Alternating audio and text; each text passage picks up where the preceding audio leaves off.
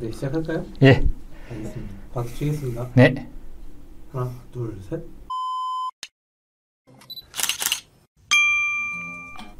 안녕하십니까. CJK 이창수입니다. 지난 시간에 이어 오늘도 NX 필트레이션 나노 필터 운송 공정에 대해서 살펴보도록 하겠습니다.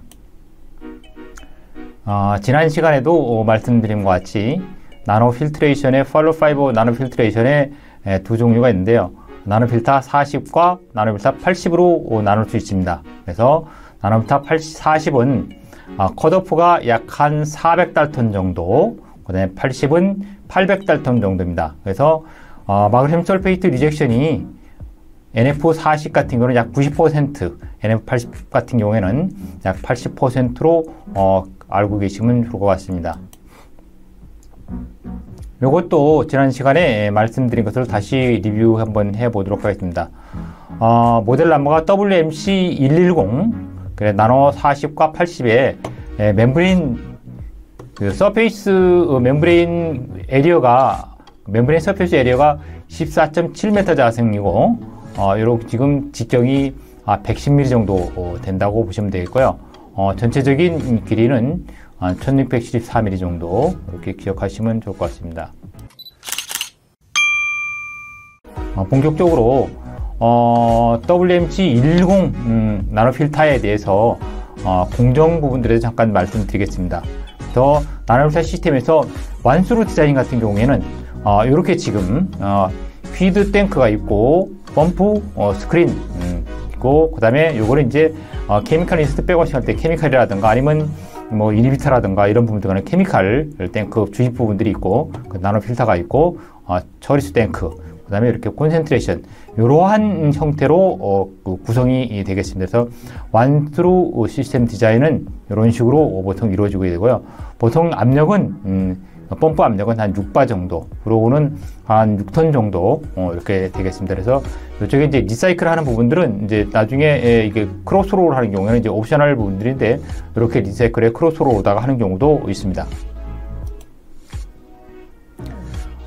나노필터 쪽의 피드 앤드 브리드 디자인 같은 경우에는 이게 완 모듈 같은 경우는 앞에서 유사한 이제 똑같은 건데, 요게 이거 리사이클 펌프가 이렇게 추가되겠죠. 그래서 브리드 앤드 그러니까 피드하고 그 다음에 브리드가 리사이클 되는 이렇게 브리드 시스템 같은 경우에는 피드 펌프는 약 압력은 6바 정도고 프로우는 한 1톤 정도, 리서큘레이션 펌프 같은 경우는 2바에 한 6톤 정도 이렇게 보시면 되겠습니다. 그래서 이러한 구조로 형성된다는 것을 참고로 하시면 좋겠습니다.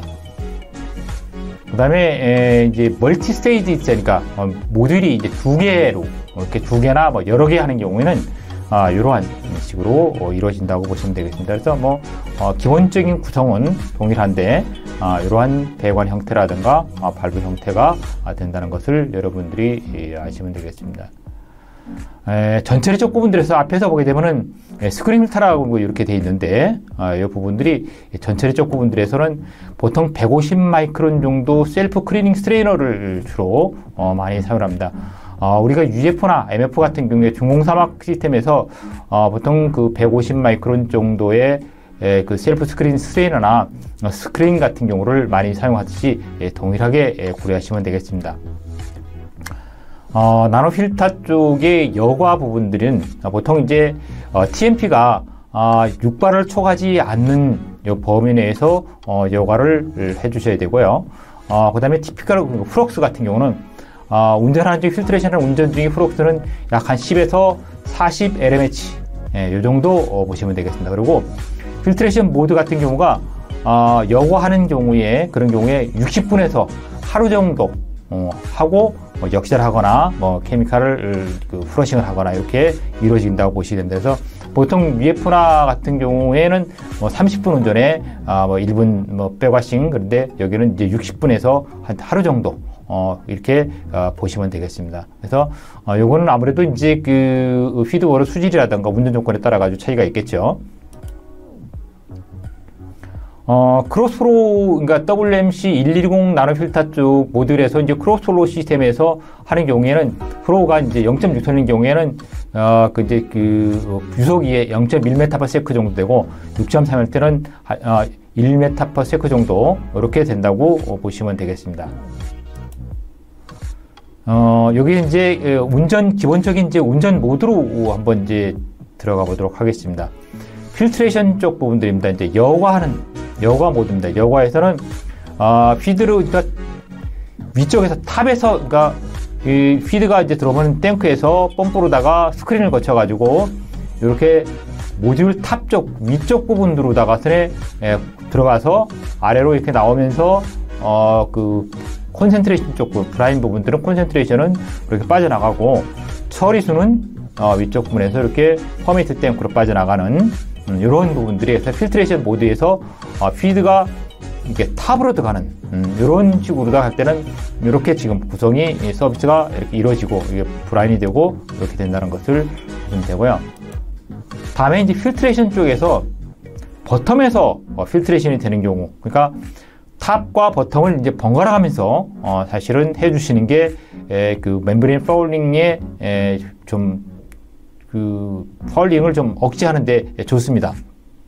그래서 휘드에서 펌프로다가 펌핑을 해서 스크린을 거치고 들어가서 아래쪽 부분들에서, 그러니까 버텀 쪽에서 휘드를 해서 상부 쪽으로 나와서 콘센트레이션 쪽으로 상부 쪽으로 나와서 배출되고 처리수는 퍼미트 쪽으로 퍼미트 탱크로 이렇게 하는 이러한 구성이 나노 필터에서 버텀 쪽에 휘드가 되는 필트레이션 여과 공정이 되겠습니다.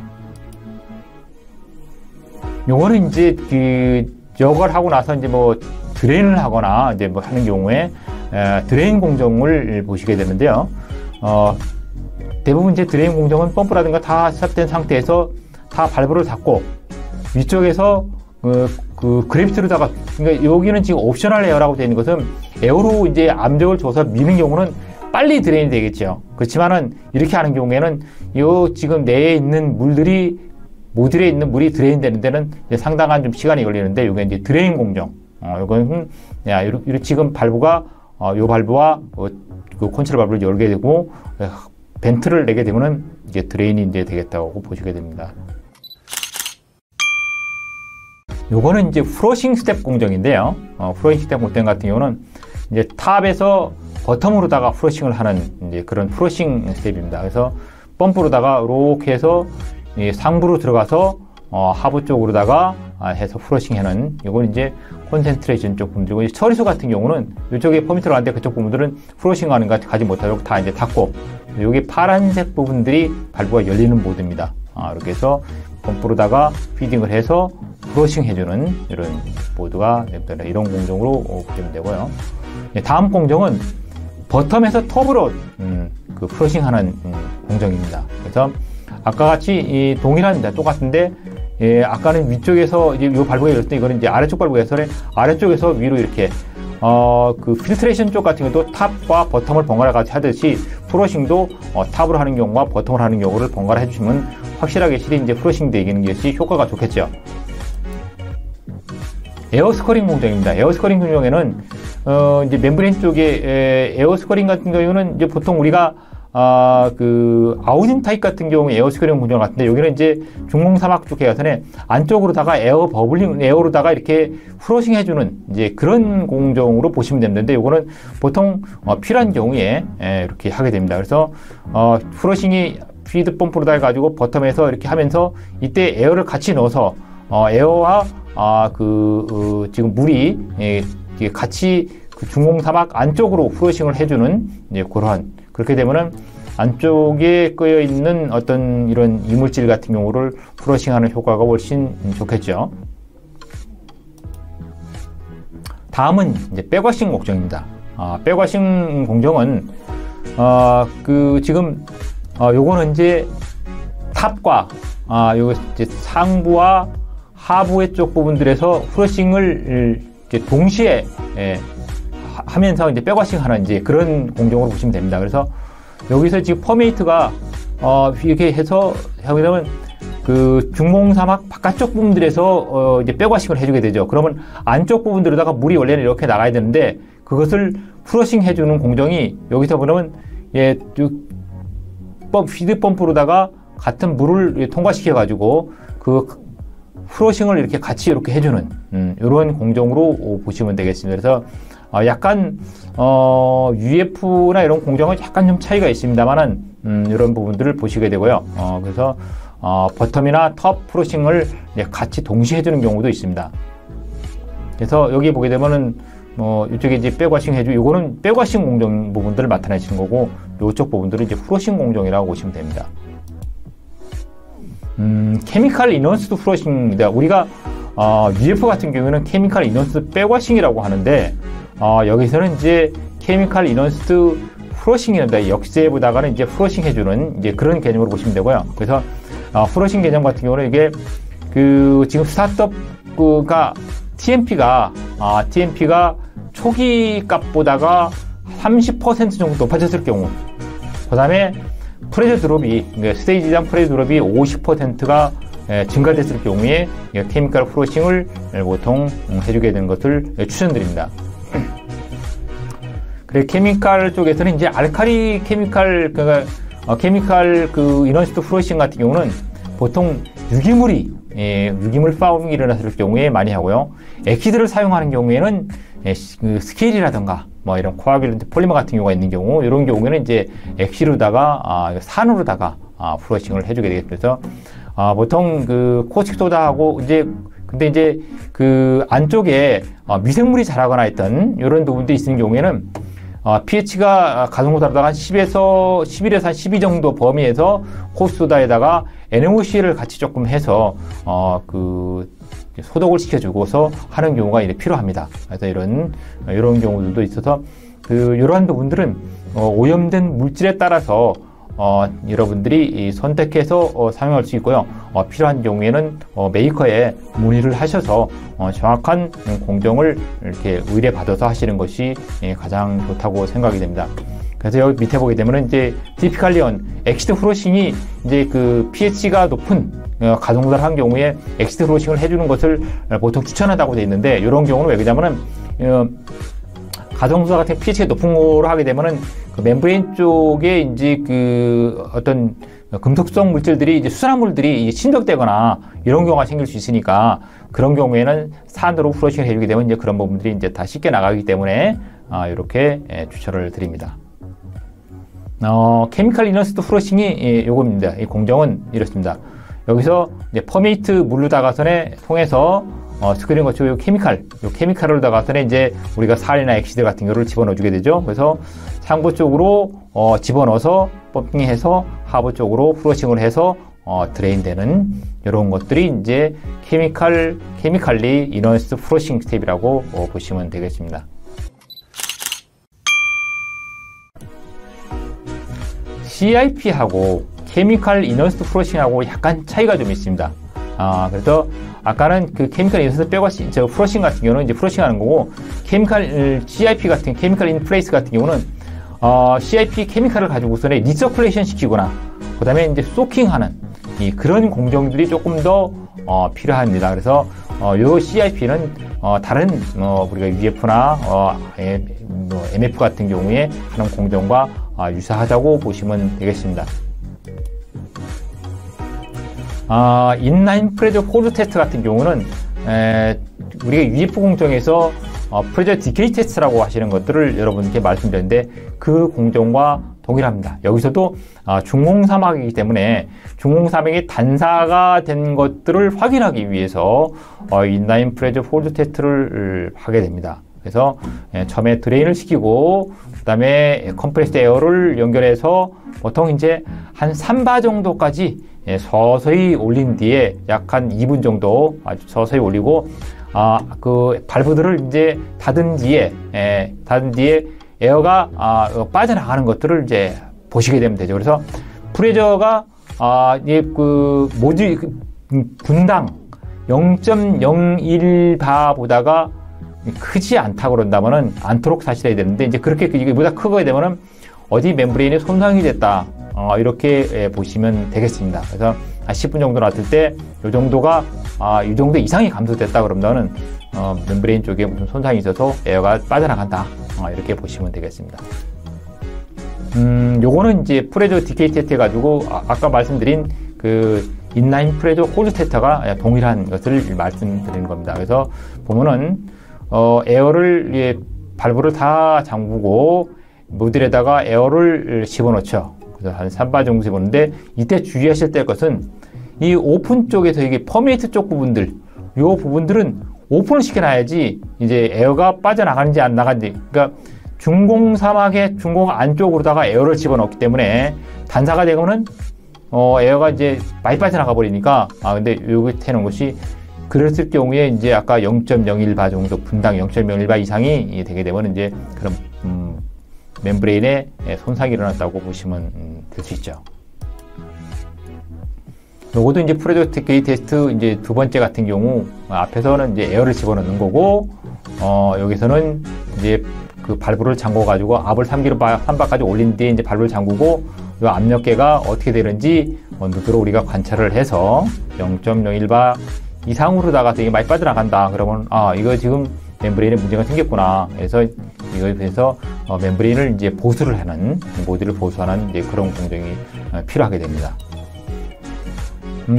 보통 이제 그 연속적인 오퍼레이션 사이클에서를 한번 보면은 오퍼레이션은 이게 그 탑과 그다음에 버텀으로다가 이제 번갈아 이렇게 이제 그 공급을 해가지고 여과를 하죠. 그래서 여과는 보통 60에서 한 240분 정도 뭐 이렇게 주로 하는데 아까 말씀드렸듯이 보통 저희가 60에서 한 하루 정도 이렇게 할 수도 있습니다. 그다음에 하이드롤릭 클리닝 같은 경우는 이제 그래비티 드레인을 하는데 보통 한 100에서 200초 정도. 근데 에어로다가선에 이제 밀어넣는 경우는 30에서 60초 정도. 여기만 이제 가능하죠.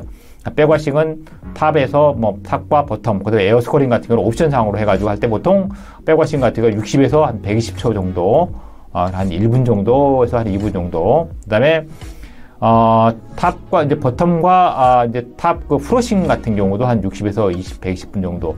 이러한 공정들이 이제 필요하다고 보시면 되고요. 케미컬 클리닝 같은 경우는 케미컬 이너스 프로싱과 케미컬 인 플레이스, CIP가 있는데, 요런 경우 같은 경우는 보통 이제 120분에서 한 240초. 근데 이제 요거는 케미컬 이너스 프로싱 같은 경우고, 사실은 이제 그 CIP 같은 경우에는 이보다 좀 더 길죠. 그러니까 소킹 돼야 되고, 그 다음에 리사이클도 해야 되고 하니까, 좀 더, 길게 하는데, 보통, 우리가 그냥 UF라든가 이런 부분들 쪽에, 그 CIP를 하시는 거와 유사하게 보시면 좋을 것 같고요. 이런 부분들 하실 때는 메이커의 정확한, 그 타임이라든가 공정들을 추천받아서 하시면은, 조금 더 좋을 것 같습니다.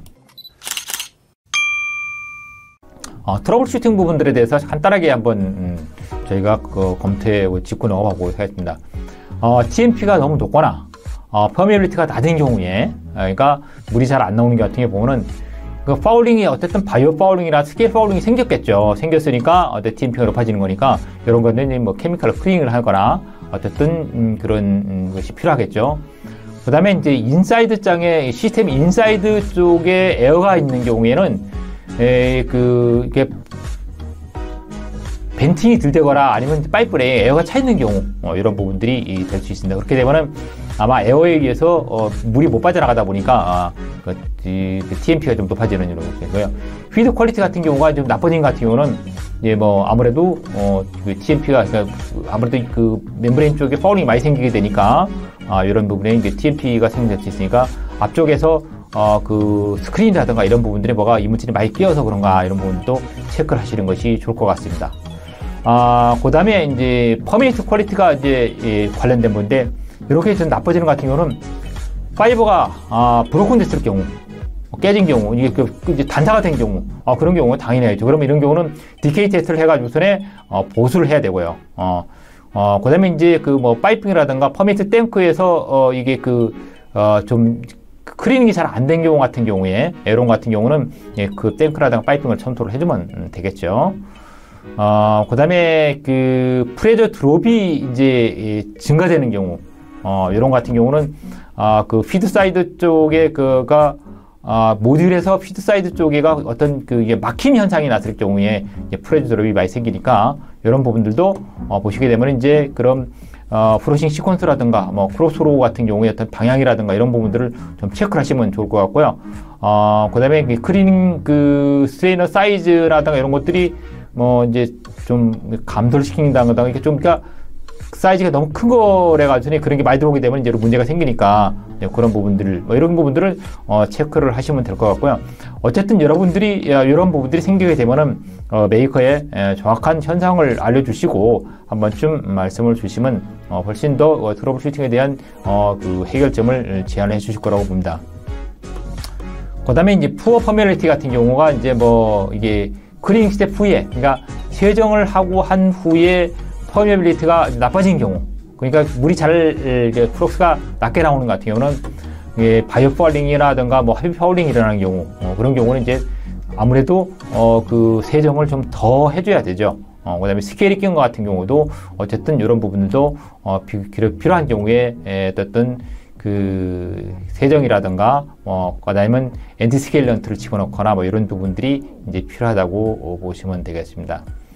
그 다음에 이제 그 TMP가 뭐 갑자기 상승하는 경우라든가 프레드랩이 갑자기 높아지는 경우, 아주 높게 되는 것은 그 파이버가 이제 그 막힌 경우, 그 안쪽 부분들의 중공사막 안쪽 부분들의 막힌 경우, 이런 부분들이 이런 현상이 생기게 되면서 뭐 또 결국 뭐 CIP라든가 이런 부분들이 필요하게 되겠습니다. 그래서 이렇게 클리닝을 효과가 불만족스러운 것 같은 경우에는 다시 한다라든가 그 원인을 찾아가지고 이런 부분들을 검토를 하셔야 될 것 같습니다.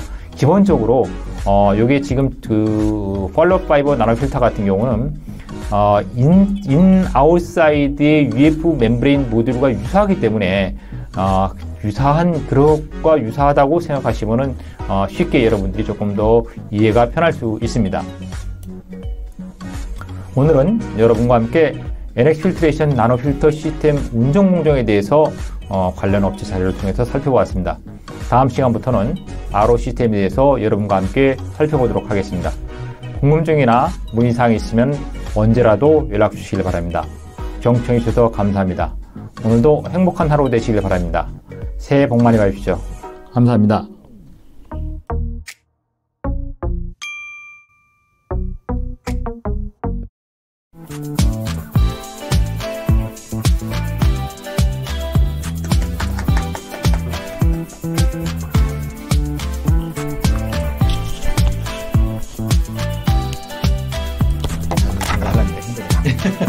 네.